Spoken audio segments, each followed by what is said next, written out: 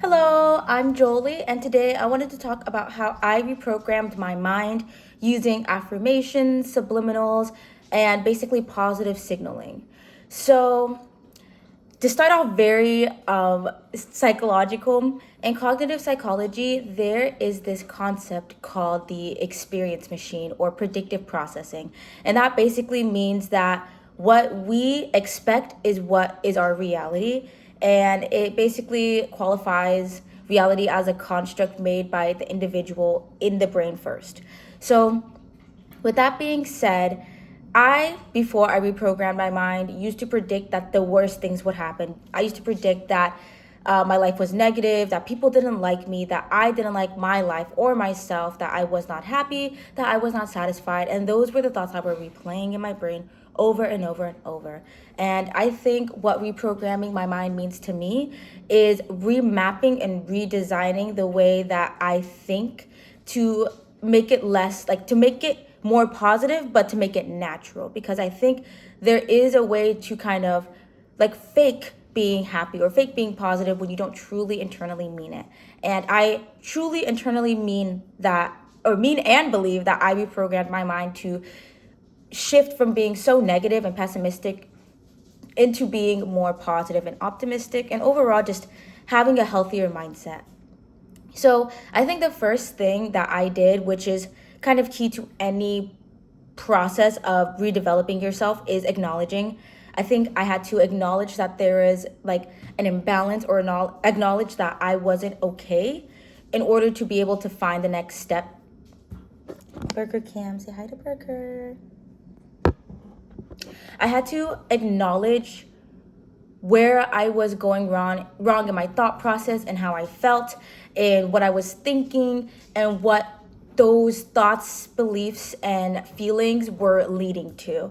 So before I reprogrammed my mind, I was extremely depressed.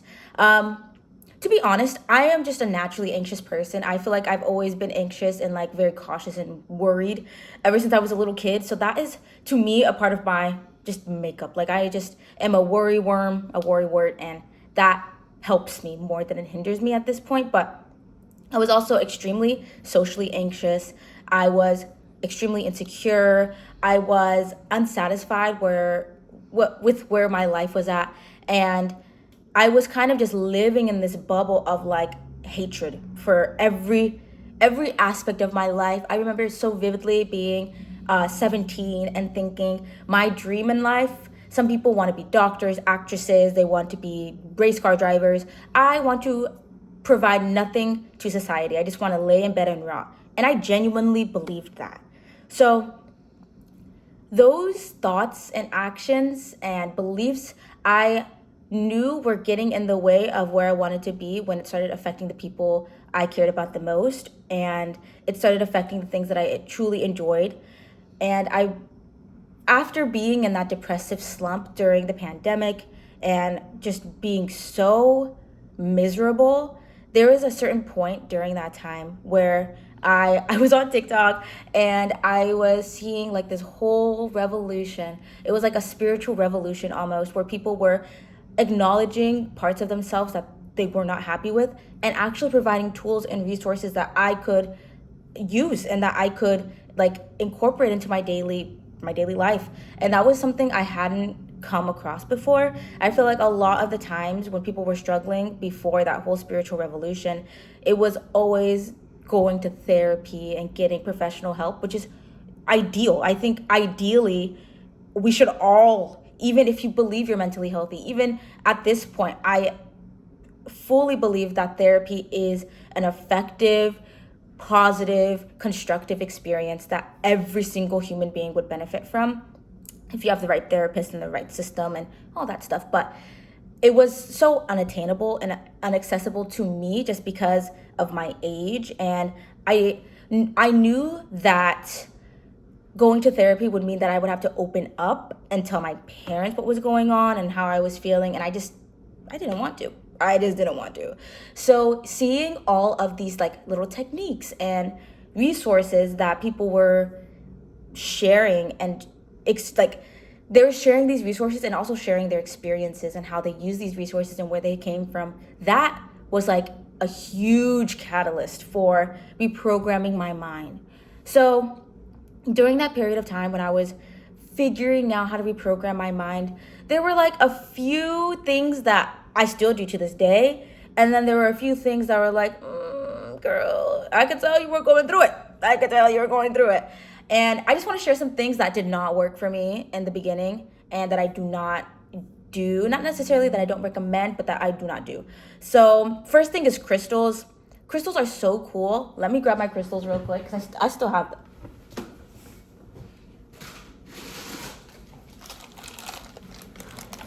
This is my bag of crystals. As you can see, they're in a Ziploc bag because I never use them, but they're super cool, super cute, great decorations. Personally, they did nothing for me. So yeah, that's one like reprogramming thing that didn't really work for me. Another reprogramming thing that really didn't work for me was, well, okay, I just want to preface this by saying I'm like a Christian, so this is just my perspective, but going into different schools of religion and philosophy and trying to adopt those ideas, even though I wasn't doing like genuine thorough research and like going into spaces and going to places where people are actually practicing this and just getting my information online. I don't think just in general you should get your, including me, don't get anything just from me. I think it's so important to be inquisitive and find reliable sources. I do have a degree in psychology, so technically I am a bit of a reliable source, but in general, people put their own spin on things. So I just felt like going to those different systems of religion like Buddhism or Hinduism and not going to those sacred spaces and meeting those people who have been practicing those beliefs was not beneficial for me. So now I want to share some things that actually did work and that I truly believe changed how I perceive and think about life in general.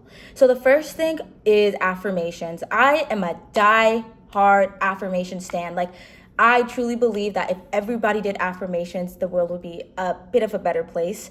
Affirmations are so many things.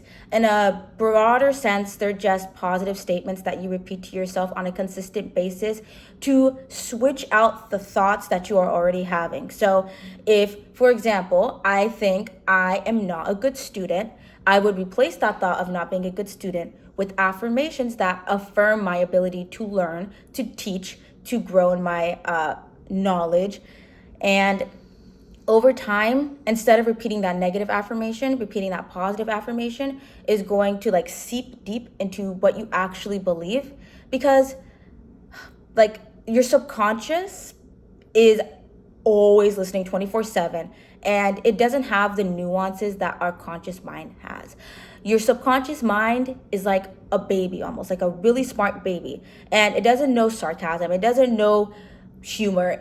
Anything that you say is what it believes, and those beliefs may not necessarily be like active and open for everyone to see, but they're deep in your subconscious, driving your processes. So it's really important to honestly not trick your brain, but to trick your brain. Like, you have to kind of make your brain, you have to introduce your brain to what you want it to be like. You have to introduce your brain to what you ideally want it to look like. And I feel like affirmations is the best way to do that. You are handpicking your statements, or I have a source. I love Bob Baker Inspiration on YouTube. I listen to those affirmations every single day in the morning. And then at night, I listen to these things called subliminals. Subliminals are just like audios that you can listen to that like deeply mess with your brain waves. So we all have like the alpha, theta, delta waves, blah, blah, blah. So you can find like those frequencies and play them, and they're supposed to do different things for different aspects that you're looking to heal. I am such a believer in sound healing.